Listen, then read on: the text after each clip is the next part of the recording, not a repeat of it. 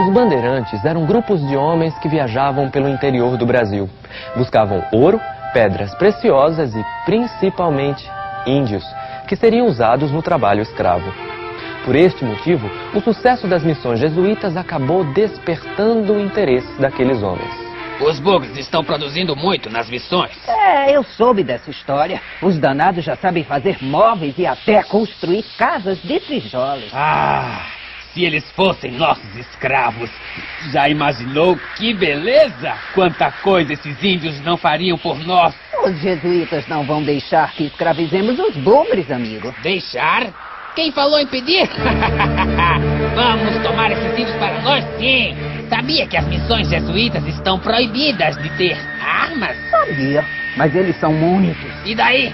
Nós temos armas? Eles não. Mas... Nada demais, meu amigo. Está na hora de atacar essas missões. Vamos capturar muitos índios para cuidar do que é nosso. Já tivemos uma prévia, né, no texto, os missionários e os bandeirantes. Assistimos a essa introdução com esse vídeo, um teatro. E agora eu convido você a abrir seu livro na página 83, nosso PNLD de História. Nós vamos estar agora acompanhando, fazendo uma leitura coletiva das páginas 83, 84, 85, 86 e 87. Vamos começar? Página 83. Os missionários e os bandeirantes. Entre as pessoas livres da colônia, havia também padres jesuítas e bandeirantes. Os jesuítas instalaram aldeamentos religiosos chamados de missões e fundaram colégios para catequizar os indígenas. A princípio, eles criaram esses locais nas vilas e cidades do litoral. Mais tarde, dirigiram-se para o sul e o norte do atual território brasileiro. Já os bandeirantes organizavam expedições para o interior da colônia. Como vimos, seus principais objetivos eram capturar indígenas e descobrir ouro e pedras preciosas. Nessa época, os nossos territórios estavam divididos entre Portugal e a Espanha, como mostra o mapa abaixo. As atividades dos jesuítas e dos bandeirantes contribuíram para expandir as fronteiras da colônia portuguesa da América. Ao lado nós temos aí um glossáriozinho com a palavra catequizar e fronteiras. O que é catequizar? É ensinar os princípios de uma religião, nesse caso, o cristianismo. E o que são as fronteiras? Fronteiras são limites ou linhas divisórias entre duas regiões, estado e países. Do lado da leitura, a gente pode observar aí as ruínas da missão jesuíta construída em 1735, em São Miguel das Missões, Rio Grande do Sul. E abaixo nós temos aí o mapa, onde nos mostra, um mapa de 1494, um mapa que nos mostra o Tratado de Tordesilhas, assinado em 1494, que repartiu entre portugueses e espanhóis as terras encontradas ou que viessem a ser descobertas durante as grandes navegações. O tratado vigorou até 1750. Então, agora, vamos passar aí para a paginazinha 84. Passa aí a paginazinha do seu livro. as missões jesuíticas. Desde o início da colonização no século XVI, a Igreja Católica tinha presença no cotidiano dos colonos, especialmente pela ação dos jesuítas. Nas vilas e cidades do litoral, eles criaram colégios para a educação dos filhos dos colonos. Também se encarregaram de catequizar os indígenas. Para isso, os jesuítas aprenderam algumas línguas de origem tupi-guarani e seguiram para o interior do território. Nessas áreas, fundaram grandes povoamentos chamados missões. As principais missões se situavam ao norte do Brasil, acompanhando o curso do rio Amazônia e no sul. Nesses povoados, os indígenas tinham uma rotina de oração e trabalho que começava bem cedo, pouco antes do nascer do sol. Eles iam às missas, cultivavam a terra, criavam animais, coletavam plantas e fabricavam diversas ferramentas com técnicas de artesanato. Parte do que coletavam e dos produtos que faziam era vendida aos colonos. Na escola, tinha aulas para aprender a ler e a escrever e para decorar as orações católicas. Do lado aí a gente pode observar uma imagem de 1760, uma ilustração, né?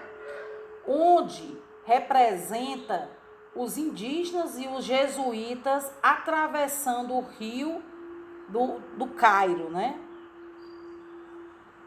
Que compreende os atuais territórios do Brasil e da Bolívia, do Paraguai e da Argentina. Então aí mostra, né, os indígenas com os jesuítas fazendo essa travessia por esse rio. Página 85, as drogas do sertão. A floresta amazônica é rica em ervas e especiarias conhecidas como as drogas do sertão. Entre elas estão a castanha do Pará, o cacau, o guaraná e muitas ervas medicinais. As drogas do sertão eram muito variadas e vendidas na Europa.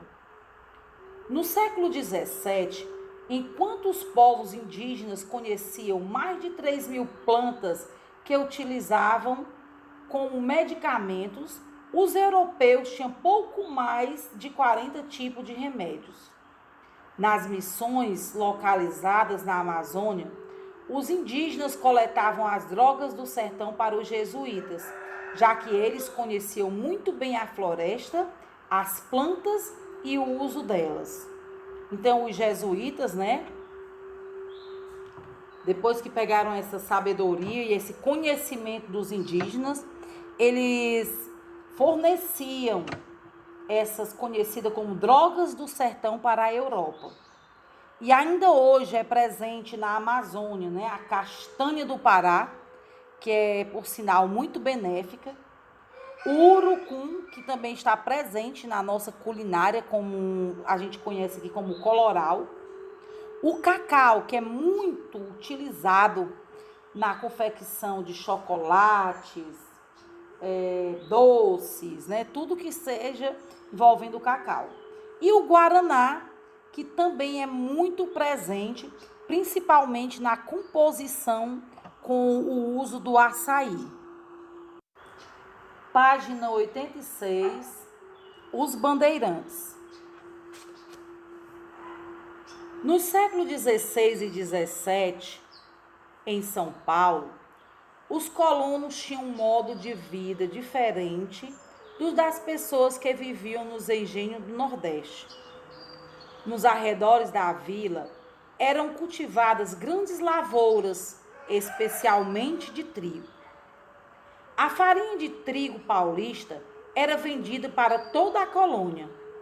essas grandes lavouras eram cultivadas por indígenas escravizados. Para conseguir essa mão de obra, os paulistas organizaram as bandeiras expedições que exploravam o interior da colônia. Além de aprisionar indígenas, os bandeirantes procuravam ouro e pedras preciosas.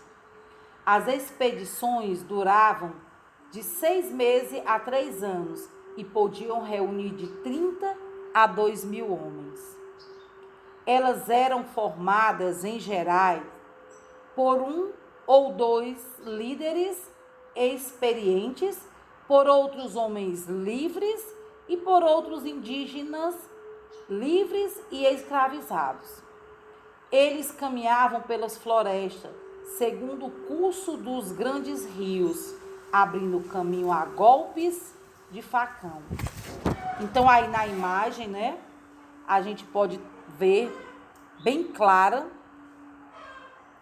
eles adentrando as florestas com os seus facões, e a gente vê aí a presença de bandeirantes, como também a gente vê a presença dos escravos e dos indígenas que eles aprisionaram para estar fazendo este trabalho de adentrar e de conseguir pedras preciosas, né? Ouro e pedras preciosas.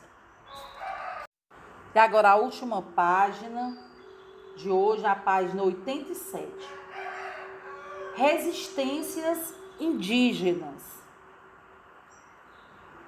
No início, os bandeirantes atacavam as aldeias indígenas próximas da vila de São Paulo, em razão das lutas contra a escravização, do trabalho penoso nas plantações e das doenças. Logo restaram poucos indígenas nos arredores de São Paulo. Com isso, as bandeiras entravam cada vez mais para o interior.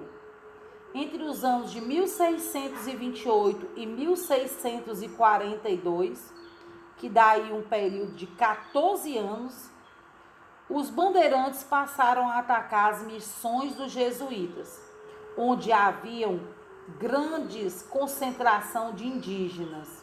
Milhares deles foram escravizados ou mortos. Muitos conseguiram fugir e se reorganizar para conter os avanços dos bandeirantes.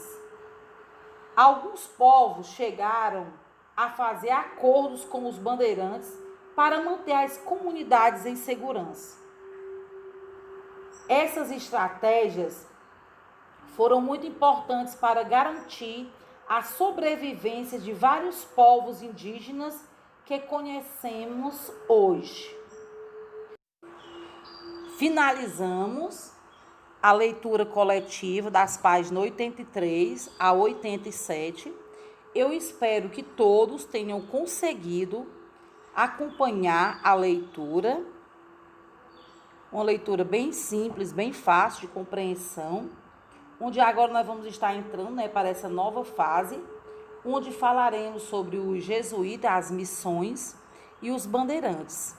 Os jesuítas, eles tinham uma missão de catequizar, ensiná-los a trabalhar e ensinar principalmente a ler e a escrever. E claro, né, eles também ensinavam as orações católicas, né, voltadas para o cristianismo.